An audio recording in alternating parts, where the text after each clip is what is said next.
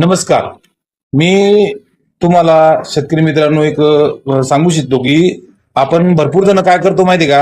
आपला सोलर वगैरे बसला, कुठला कसलाही प्रॉब्लेम जर आला तर आपण फिटिंग करणाऱ्यावाल्यांना आता विशेषतः म्हणजे मी काही शक्ती सांगू शकतो की आपण शक्तीचे पंप वगैरे बसवतो.